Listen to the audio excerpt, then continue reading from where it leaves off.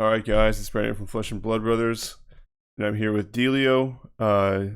You have a YouTube channel as well. It's called Paranine, I believe. Yep. And I'll definitely link that into the description of this video. And yeah, we had a fun chat with my brother and I a few weeks ago, and now he's back. And today we're going to talk about his Kassai deck list that he's been playing in Blitz lately. So why don't you tell us a little bit about what you like about Kassai? Uh, Honestly, she's the hero that I like. Well, how do I word this? She's the hero I dislike the least, I guess is the way that I word it. Because I mean, that makes it sound like I hate all the heroes in the game, and that's not accurate. It's just there isn't a hero that's come out yet that I've gone like, oh man, this is me. I've heard that from a lot of people that are just like, oh, I love Dorinthia or Rhino or whatever, and that just there hasn't been that hero for me. And being that I grew up in Arizona, I kind of have this, I don't know, an affinity for the desert. And I really love the Dune series, and that Kasai is from the desert and Volcor. I've enjoyed a lot of the stuff coming out of that region. Not so much the lava stuff. Like I didn't. You might ask, like, well, why not Kano? It's that's different. Like I like the sand, the dunes and stuff. And so when I saw some cards like Trade In, for example, is a really cool art on that one, and it looks like there's some sort of bazaar out in the middle of the wasteland, and if you look close, at first I just thought they were like traders like Kasai, but if you look close, they have like metrics gear on them, so it almost looks like still suits that they're wearing in the desert. Hmm. And Sandakai is this kind of this region between other hubs. It's sort of this meeting area where people come and trade and caravans pass through. And I like to think that Kasai is out there just on missions killing people. So yeah. Yeah, definitely get heavy Dune vibes from even just the hero card itself, just chilling Hmm. out in the sand. Could be Yeah, for sure. post-apocalyptic. You never know. That's cool. So yeah, if you're new to Flesh and Blood, Kasai is all about swinging the Cintari sabers every turn, right? You want to swing. You pay one to swing your first Cintari saber attack, and then her power grants you that second sword attack costs one less.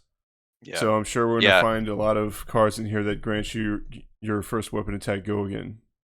and you made a really you worded that exactly right there by saying that it costs one less. A lot of people say, "Oh, it's free." It's not free, and there are things that modify the cost of things. So it's not just I always get this free. If you put a frostbite on there, now I have to pay one. It's just one less. And if there were some other swords in the future that cost a different amount, then it is simply one less. I've Hmm. been playing Kasai before she got her specialization back when the best things that we had for Go Again were like hit and run and the driving blades, which are not amazing.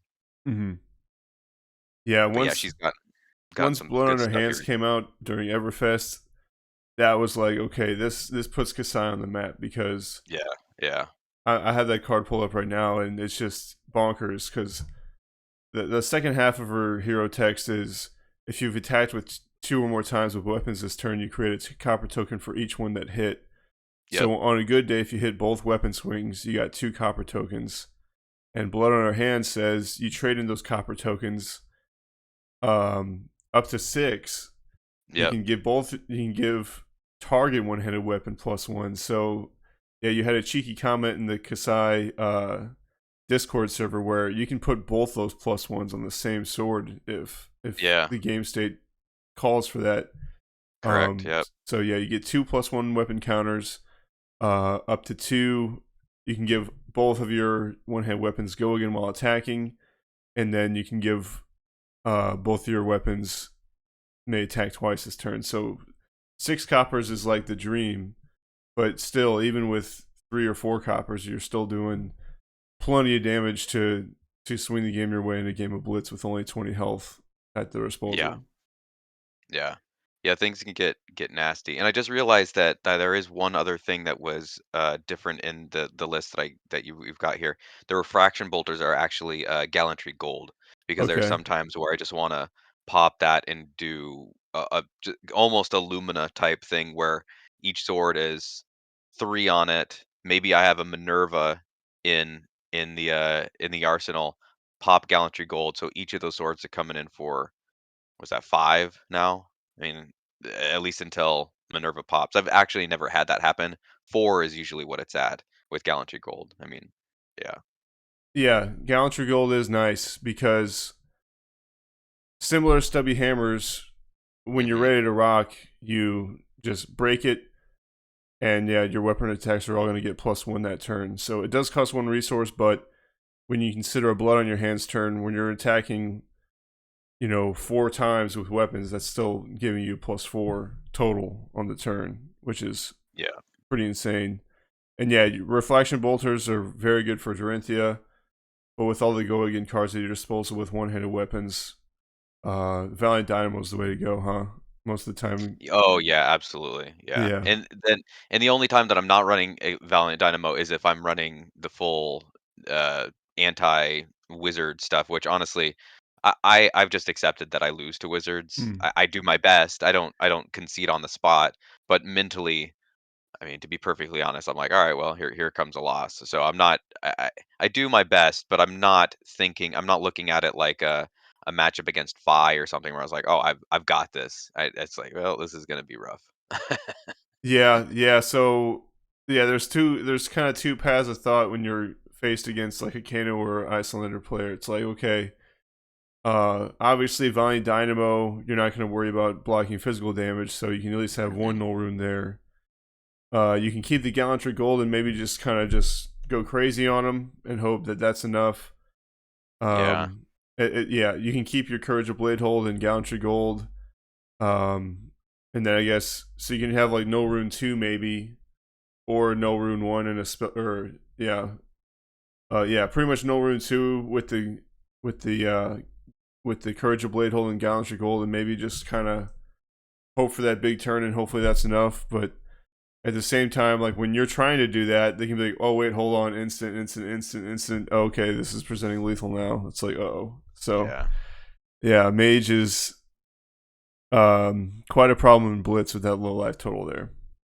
Yeah, and Icelander can just shut you all down, not through killing you like Kano does. She just goes, "Oh, here's a hypothermia," or "Here's a blizzard," and you're just like, "Oh crap, I did not have the resources for that." And Mm. I mean, the good Icelander players are gonna wait until you keep on playing cards, and that I mean, they know exactly what's coming. They know what's up, so they're not just gonna throw the blizzard out there when you've got still 3 cards in hands. When you pop that blood on her hands, and you've got definitely have a way to pay for it. They're gonna wait until you're down low and don't have a way to pay for it anymore. Hmm. Another thing that you include that um, the Kassai community is a little torn about is the Minerva Themis. Did I say that right? Yeah. Yeah, I think so. Yeah. Yeah. So the mentor. Some people run none. Some people run one, and you run two. Yeah, I mean, if we want, we can just go through. Let's start from the top, Blade Runner, and then explain why they're in there. If you Sure, want, I'll try and do it. Just do a quick rundown. not a Okay, problem. so we'll just start with the equipment. Skull Cap I have in there for 2 reasons. One, it's more health. I know how to block properly to get the 3 life that I'm going to get out of it. And the secondly, I don't own a Crown of Providence, and I Mm. honestly don't know that I would run it even if I did.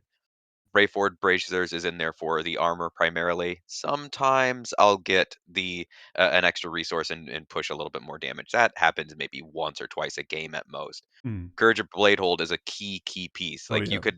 you have to have this card here to make this deck really pop off. You want to absolutely make sure you're blocking at some point to get that value out of it, the two life reduction. But Hmm. then you're saving off until you've got that blood on her turn's hand to destroy it and then just swing for nothing. All That's true. sorts. Yeah. So sometimes, rarely will I have to use it again to block, and I don't get that. I don't. But even still, a blood on her hurt turn, blood turn only costs me a blue, and I usually have that. I've got I think it's 12 blues in here. Yeah, that sounds right. I've got a Yep. lot, and that's primarily for the wizard stuff, is to give me a chance. Um, the null rune stuff, again, it's for the wizards. And if I was in a different meta or like a different area, I might change it and be more aggro heavy, more go more reds. But the Seattle area, there's at least 2 players that are almost always on wizard. One's on Kano all the time, and the other one's on Icelander, and they are Mm. very good, like going to nationals players. So I don't win. um, Valiant Dynamo is just one of the most busted pieces of So good. it's busted, but it's also extremely fair. Honestly, it's not like, oh, this is an insane card and it just gives you a bunch of damage. It's just kind of this. You have to swing. I mean, everything about Kasai is fair, and that's what I like about her. There's nothing in here that feels just super high rolly and you're just like, "Oh my god." I mean, her high rolliest turns you see coming from 20 miles away. You Hmm. know it's coming. It's building up and you have every ability at your disposal, ideally. I mean, you think to slow it down and stop it by blocking. And a lot of people do that. They just overblock every copper because they fear those coppers. Blade Runner came out in Everfest. It's a great way to get go again. Oh yeah. The downside to it, I mean, I guess, and I'll just outline it right here. The downside to Kasai and any warriors is anybody that's played against a warrior more than a few times, they know what's coming. You're not going to surprise them. You'll surprise new players, but everybody knows that the Blade Runner is coming when you've got the floating pitch there. Hmm. The good thing is that you can play into that and bluff things. So I've done this a number of times. I swing in with the 2 attack. They think the 5 is coming from the Blade Runner, the red Blade Runner with my sword, and I go, "Nope, I'm gonna take the 2, arsenal this card, whatever it Mm. is, and hold off. I'll take that 10th of your life and be happy with it. I don't wanna and so that I can come back at you with a 3-card hand saying assuming I block with 2 after I Hmm. drop. Hit and run, the reds I've got in here, it's primarily for the go again. I never wanna have a turn where I don't have go again. I want that. And I also have the reds in here along with the twinning blade, which I'll get to for a dream scenario where I can swing multiple times and I can do some real spicy stuff in there. Where I swing with give it go again with Blade Runner and then swing again with hit and run and then play a twinning blade and then can swing a third time. Wow. In the Swing is a card that a lot of people forget about. Everybody knows about Iron Song Response because it's been out since Welcome to Wraith, but they're sitting there, they're looking at the cards, they're looking, okay, man, I haven't seen any Iron Songs. Is there? I don't think there's any other zero cost attack reactions. All right, I guess I'll block with this one card. I'm at 2. All right, yep, that's my defense. And I go in the swing like, oh, that's right, that card. God damn it, I'm Yep. dead. And it doesn't have the it's not relying on reprise, so it's just straight up 0 for Yes. 3. Just slap it down on the table. Yep. You have to have swung 2 times or more, so it does have that caveat, but it's yeah, in being in Kasai, you're almost always gonna do that. Yep. Nourishing Emptiness is I mean, it's a block for 3. Almost never do I get to utilize it in a way that either finishes off my opponent or gets me that extra draw. Sometimes it's just it's the best thing I can do. It's 6 damage, and I throw that out there. I, if I was gonna cut anything right now, I'd probably cut that and throw in another route. It's Mm. I'm ho hum about the Nourishing Emptiness. Out for Blood is disgusting. I've learned to just go ahead and take the 3 points of damage and not always hold off on reprise early when I played because I'd really wait. I just constantly wait. Like, oh no, not now, not now. I'll Mm. wait. I want that reprise. I want that extra point of damage. It's not worth it. If you got a floating resource and you can get 3 points in and they don't block, just go ahead and dig deeper and they're gonna be like, God damn it. Yep. Outland Skirmish is great because yes, they see the buff on the attack, but sometimes you can do this on your second swing. So if you do say swing with your first sword, play a Blade Runner as an attack reaction, and then close the chain by playing Outland Skirmish, your second sword is now coming in for 8. Two, Wow. 3 from Blade Runner, 3 from Outland Skirmish, 2 from the base sword. If they block with an attack action, it goes up to 9, and you're generating a copper as soon as you hit. Yeah. Uh, That's very Push forward is significant. yes, and it's got Kasai right on there, and you learn a little bit about her right here. Yeah. Volkai, Drakai, it's all the same to me. She doesn't give a shit. She's just gonna slit your throat any damn way. Yeah, it's just Um, a very cool card. Push Forward has won me plenty of games. It's another card that people forget about, and it's like, oh shit, that's got Dominate. Sure does. +3 and Dominate, and yes, I have swung twice this turn because I'm Kasai. Yeah, that definitely happened. Yeah, Route. Dominate is very good. Especially when people are running a lot of 2 blocks. It's just your insurance to hmm really push forward and get that damage in for sure. Yeah, yeah, absolutely. Kasai eats 5 for breakfast and lunch and dinner. She just does not care. Nice. I don't think I've lost to a Fi on either Dorinthia or Kasai yet. That's really good. Oh, here's a little spice. I've got it in my my Dorinthia deck. Little side note: I've got this round's on me in Dorinthia, and Fi is just look at them like, oh my god, it's the opposite of Stubby Hammerers. Oh no. Rout is in here.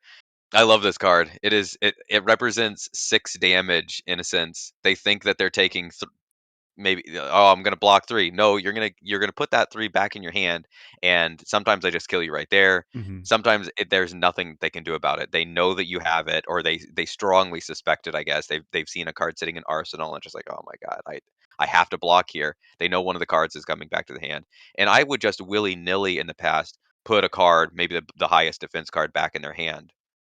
Well, now I pick what's the crappiest card for you. For Mm. Fi, here, take this blue one attack that you're just going to use for resources while I strip all these other reds out of your hand. So put back the junk that you don't want.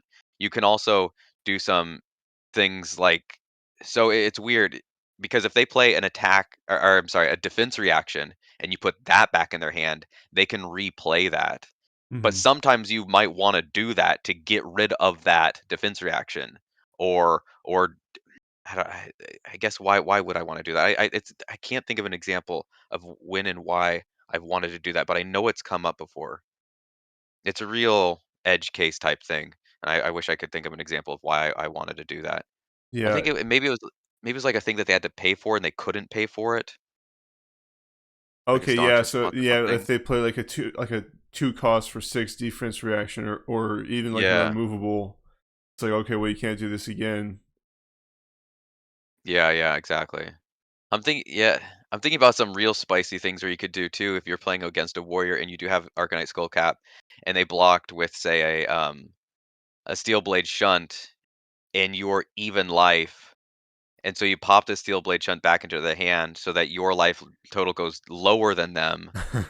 And so that on the swing back, you can now use your Arcanite Skullcap. It's things like that, those interactions, those real wacky, fun things that make this game so good. I mean, that's among many other things. Yeah, it's not only can you like close the game with it if they're like, okay, I have to block with my whole hand or I'm dead. I say, okay, well now you're dead. But yeah, Yeah. also like you're saying, like they have a certain plan for how they want to block and then how they want their turn to go, and you Hmm. can be able to throw a monkey wrench in and be like, not quite. So Yeah, exactly. cards like that are definitely impactful and beneficial to run. Definitely. Slice and Dice is a more Everfest spice. Oh It's yeah. 4 damage for 0 cost. I have played it between sword swings because the first one maybe you don't want them to see it coming. They don't want Hmm. you don't want to, and it's only 1 damage on that first swing, so it's not a huge deal. Oftentimes, now that can be a big deal if Minerva, for example, which we'll get to, is in your arsenal, or it's on a gallantry gold turn. So your 2 goes to 3 on the first swing. Now it's 4 with gallantry, or even 5 if you also have Minerva in there. Dang. So that can make a big difference. Spoils of War is a card that usually means this turn. It's very much like Glistening Steel Blade in Dorinthia in that this turns the tempo in your favor. Hmm. People that know what Kasai is about and that she's got a blood on her turns are going to avoid or going to prevent you from gaining the 4 copper that you get. I mean, it could be 6. If both of your swords hit on a spoils turn, you get 6 copper right there because it's Yeah. each sword that turn. It's gross. So making sure that you have attack reactions in the swing, out for blood, that kind of thing in there is really good for Spoils of War, but also you can just play it and swing your 2 times and know you're gonna get cards out of your opponent's hands or damage in a whole bunch of copper. So there's real no downside to that card. It's a very, very good card in the deck. Yeah, I would say 100% of all Kusai decks have this card. It's Yeah, just oh that yeah, good. absolutely. Yeah. Stroke of Foresight, I got a 1 of in here. It's 3 damage for 1. The reprise effect is, you get to look at a card and it's kind of sort of an type effect.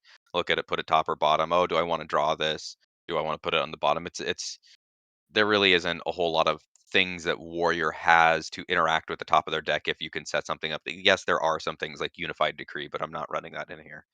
Um, Blade Runner Yellow, same thing as the red, just less damage. Yeah, the blood on our hands. Maybe we'll come back to this. We'll save that for the end because that is kind of the staple card of this deck. For sure. Run through is the exact same thing as Blade Runner. It just came out in the Dorinthia versus Rhinar deck, except it's target sword as opposed to target, I think, one hand weapon. Hmm. Yeah, that Blade Runner is. So that's why Dorinthia can run it. But it's another great way to get go again, and so Oh we yeah, put it in Kasai. bread and butter. Yep. Twinning Blade, it's just a little spice. I honestly, it's probably not in the best version of the decks out there, but if I don't put a little bit of my spin on a deck, then what am I doing? Um, and then Flash is another way to get go again. Hmm. And I know a lot of the Kasai people don't like it. One, because it only blocks for two, and two, it doesn't give you any sort of pump like a blue Blade Runner does. So it's not nearly as good. But I want as many ways to get go again in this deck as I possibly can. If I could have every single card do stuff along with giving me go again, I Uh-huh. do it. I haven't counted how many it is and how many ways I have, but it's a lot. So I no longer have the problem of drawing a hand and going, "Oh god, there's no going again here." I mean, that yeah, I don't think that's happened for months since I've been doing this build.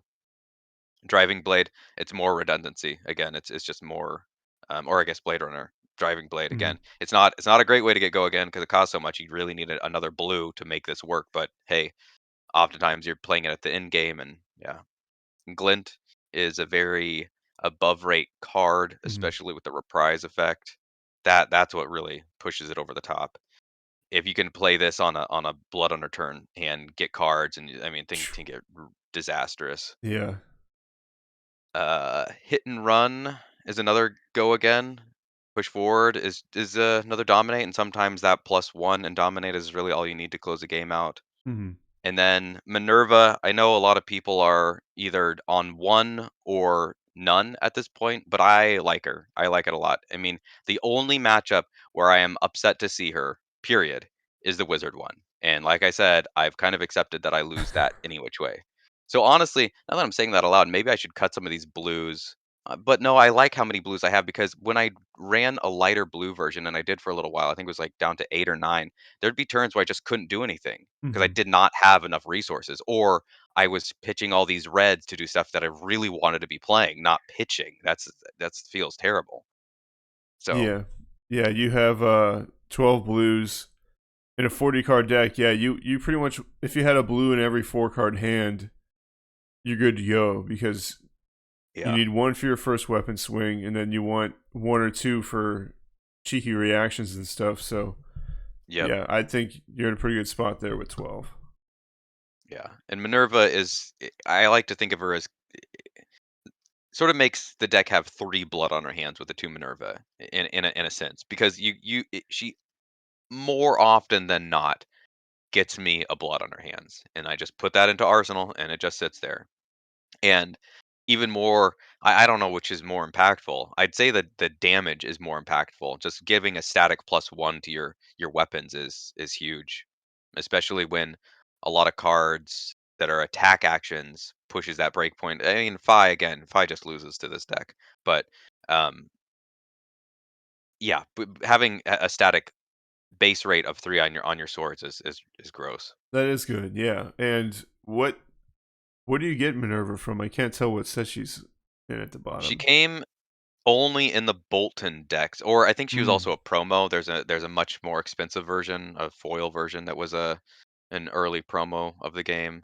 Just like I think all the mentors there's, or maybe it was like a season, one of the early seasons of Skirmish or something. I Interesting. honestly don't know where the foil version of her comes from, but the regular version of her comes in the Bolton deck, along with Spellfray Cloak. So if you need both Okay. those things for your Kasai deck, just go and grab a Bolton deck, and it's probably cheaper or about the same price as buying both those cards just by themselves, honestly.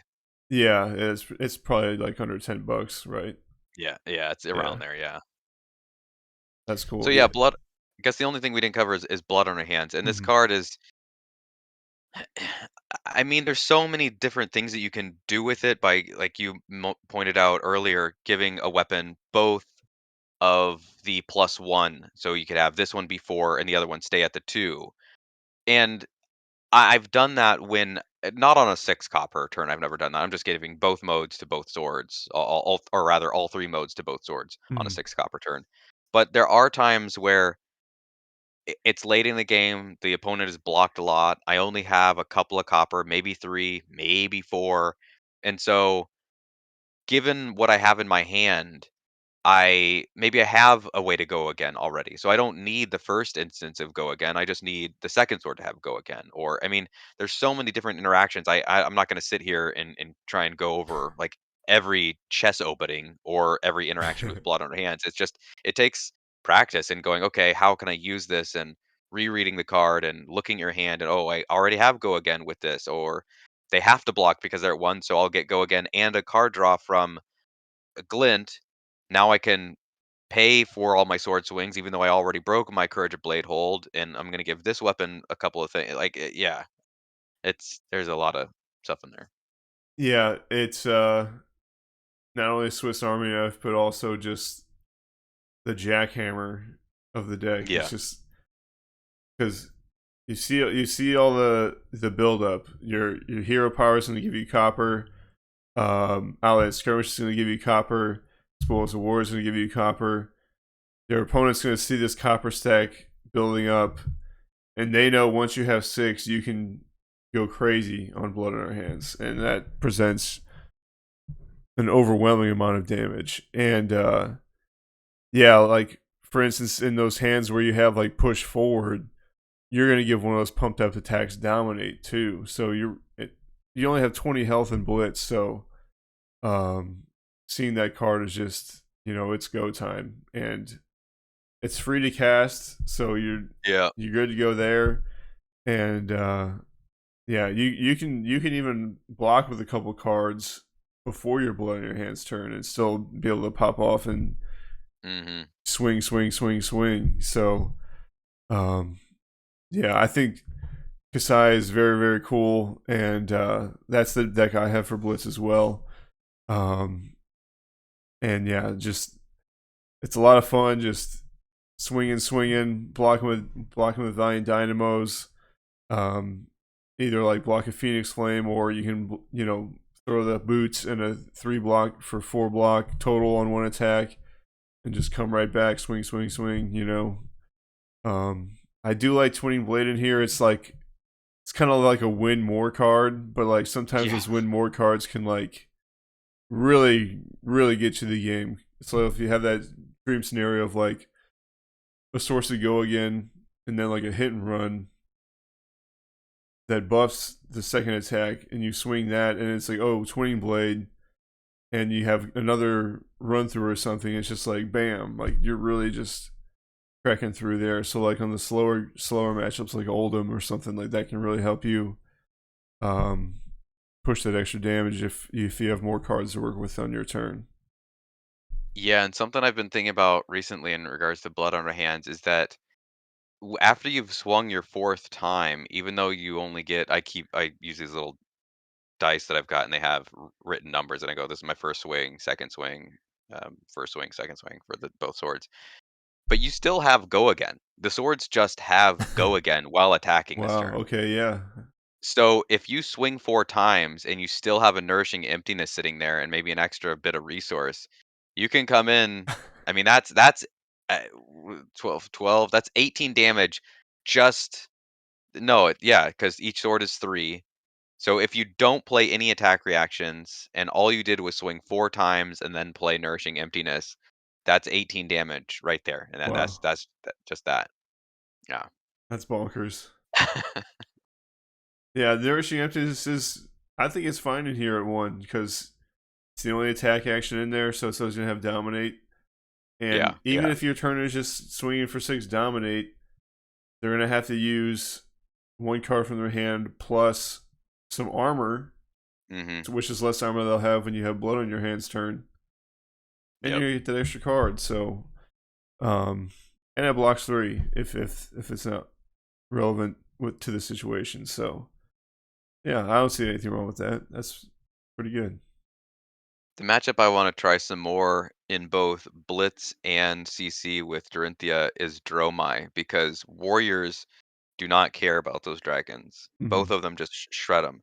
The thing that I am not sure what to do about in CC is how much to attack dragons and then go face, because if you're only attacking dragons, then they just have a full 4 card hand every time. And they're not you're not doing anything to their life total or their or pushing tempo. Hmm. But I think at least for Dorinthia, what you do is you just you it's a balancing act of getting a shit ton of counters on your sword. I mean, like Yep. 10 or 12.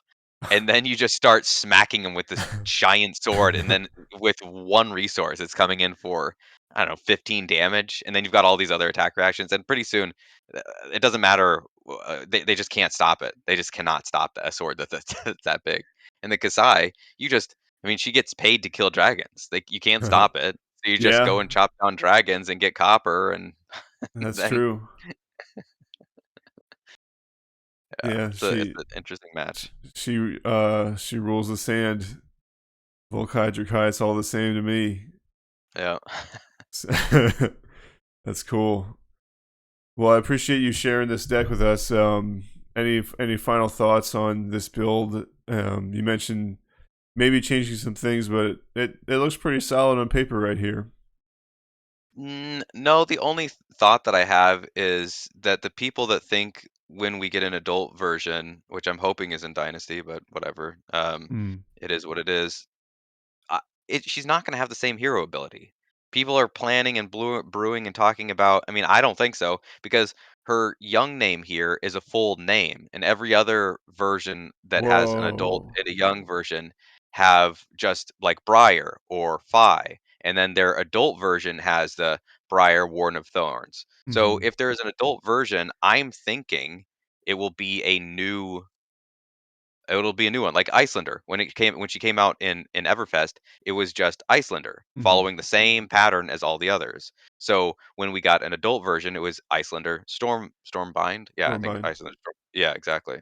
So when we get an adult Kasai, it's not gonna be Kasai Cintari Sellsword. I don't think that doesn't make sense to me. I think what we would see is this version and some new version that almost certainly has something to do with copper. Otherwise, blood on her hand just is useless. I mean, that doesn't make any sense. Hmm. So yes, copper, but probably not the reduction on the sword swing or something else. I don't. I mean, I have no idea. I'm a game designer, but I think for the people that are trying to plan their decks and get ready for Dynasty, like just stop. Just you're wasting your time. Yeah, another interesting note in that fashion is Slice and Dice says sword or dagger. Hmm. So maybe she will be the premier warrior that has dagger support. So she'll have Uh, maybe she'll trade one sword for a dagger.